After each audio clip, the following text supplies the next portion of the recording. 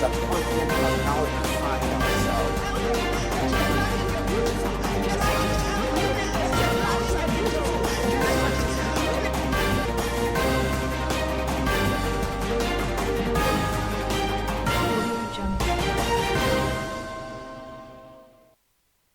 This is TOS TV, your digital first Pan-African news network. I am Osaze Isesele, and this is TOS News 360.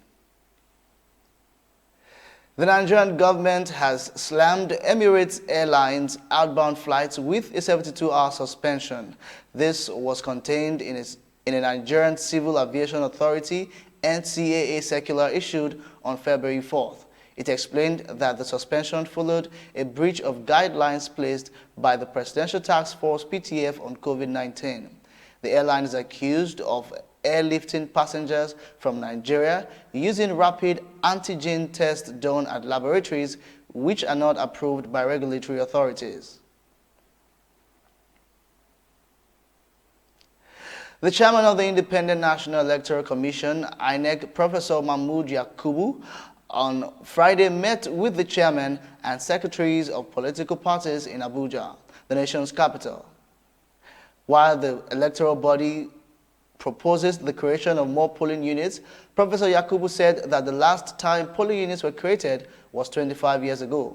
According to the INEC chairman, the meeting, which held at the INEC headquarters in the first engagement with party leaders, aimed at enhancing voters' access to polling units.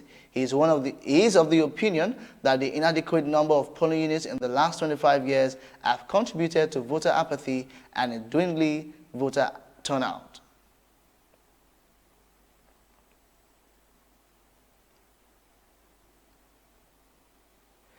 The Ibaji Local Government Area Secretariat in Onyedega Community, Kogi State, is presently unkept and overgrown with weeds as the LGA chairman, Williams Iko-Uju, has refused to work from the building. The LGA workers said the structure had been abandoned since 2014 due to the bad road connecting the community to other areas and seasonal floods. The workers noted that the LGA chairman had been operating from Ida LGA, a neighboring community which is about a 1-hour drive away. Anambra State government has imposed, a curfew on the state in a bid to curb the increase in COVID-19 cases. According to a statement issued on Friday by the Secretary to the State Government, Professor Solo Chukwelobe, said the curfew introduced by Governor Willie Obiano would start on Monday next week and would last from 9 p.m. to 6 a.m. daily. Governor Adegboyega Oyetola of Osun State on Friday ordered that all chairmen and political office holders at the local government council across the state should vacate their respective offices. He directed that they should hand over the administration of their concerned councils to the most senior local government personnel. Oyetola, through the secretary to the state government, Prince Wole Oyebamiji, in a statement disclosed that the reason for the vacation directive was hinged on the expiration of the tenure of all political office holders in all the local government area development councils and administrative offices in Osun on Friday, 5th February 2021. The Amnesty Office has said it is expecting the federal government to roll over unspent 26 billion naira balance of its 2020 budget to enable it quickly meet up with its outstanding obligations. The Interim Administrator Presidential Amnesty Program, PAP, Colonel Miland Dixon DK retired, spoke in a reaction to a viral report that the Niger Delta region was unsettled following the decision of the government to seize the program's 26 billion naira under the guise of unspent budgetary provisions. DQ, in a statement signed by Special Advisor Media Neil Tabose Egbe, however, clarified that the money was not seized by the federal government, but that it was mopped up on December 31st, 2021 as part of the government's financial process. The statement insisted that PAP was not singled out for such exercise as it was customary for unspent money across the ministries, parastatals, and agencies to be returned to the federal government coffers in line with Treasury single account policy. This is the digital first Pan-African network, TOS TV. You are watching TOS News 360. Up next is stories from across Africa. After the break, do stay tuned.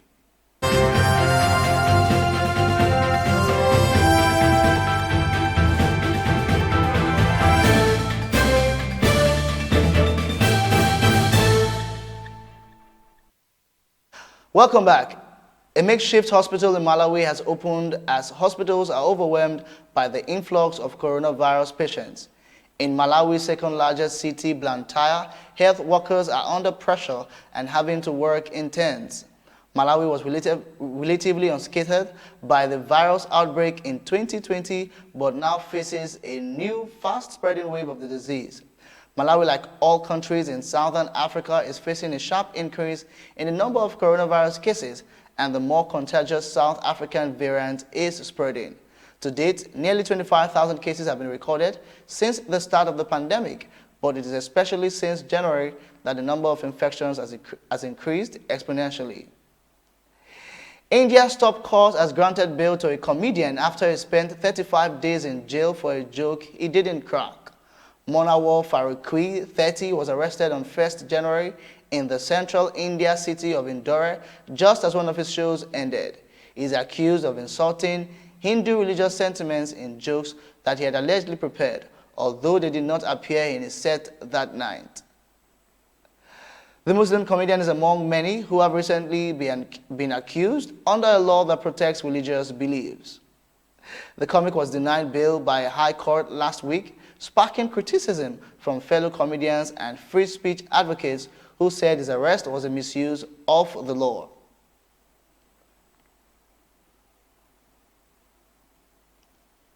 This is your digital first Pan-African network, TOS TV. You are watching TOS News 360. Up next is business and sports after the break.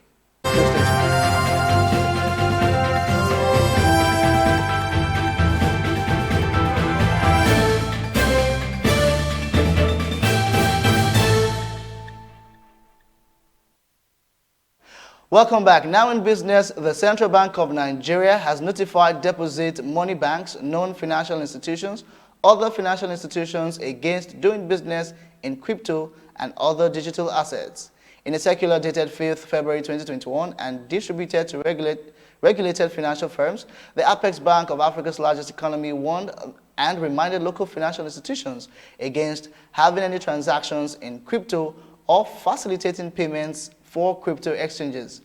In addition, the Apex Bank instructed the financial institutions to immediately close the accounts of such persons or entities transacting in or operating cryptocurrency exchanges. The central bank also added that breaches of this directive will attract severe regulatory sanctions. The Senate yesterday gave a commitment to probe the 6.25 billion naira allegedly spent on COVID-19 palliatives by the Niger Delta Development Commission (NDDC) in 2020. The Senate consequently has summoned NDDC new management to appear on February 22, 2021 through its Committee on Ethics, Privileges and Public Petitions. Chairman of the committee, Senator Patrick Akinyelure, told newsmen after the panel's sitting in Abuja that there will be no escape route for the agency's management over the scandal.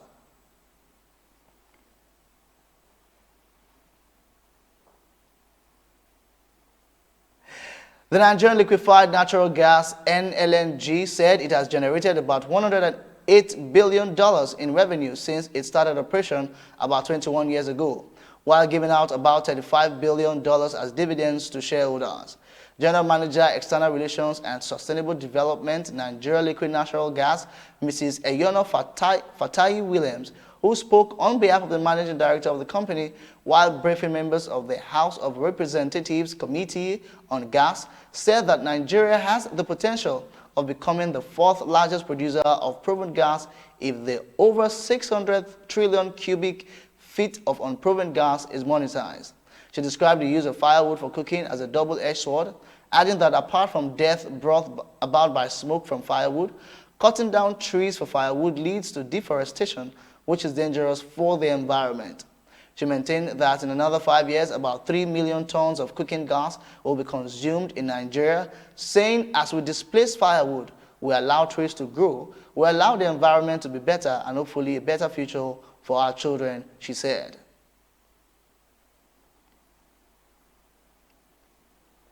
Now in sports, the African giants Al Ahly from Egypt beat Al Duhail 1-0 in a stiff match on Thursday to set up a semi-final clash against German champions Bayern Munich at the FIFA Club World Cup in Qatar.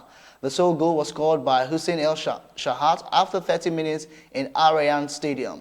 The goal came after the Congolese striker Walter Boylia pounced on a mistake by Al Duhail's Bassam Hisham, reaching El Shahat on the edge of the box, leading to a massive celebration afterward. The Congolese striker Walter Boylia later chipped in the second goal, only to be ruled out through VAR as offside.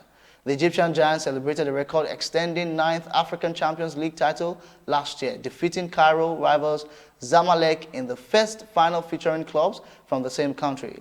Al Ahly conceded just 8 goals in 34 games in cruising to a 5th successive league triumph and won the Egyptian Cup on penalties in December. Boxing legend Floyd Mayweather's exhibition fight in Tokyo this month has been postponed because of coronavirus restrictions.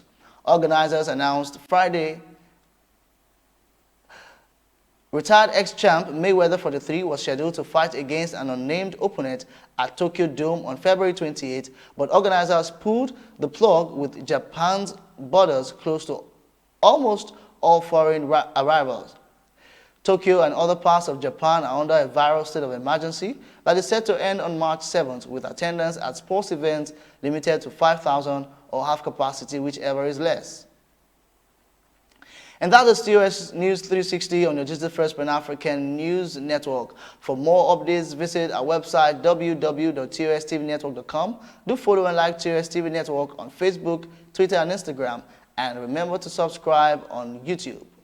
Do stay with us and enjoy more programs on TOS TV Network. I'm Osaze Isesale. Thanks for watching.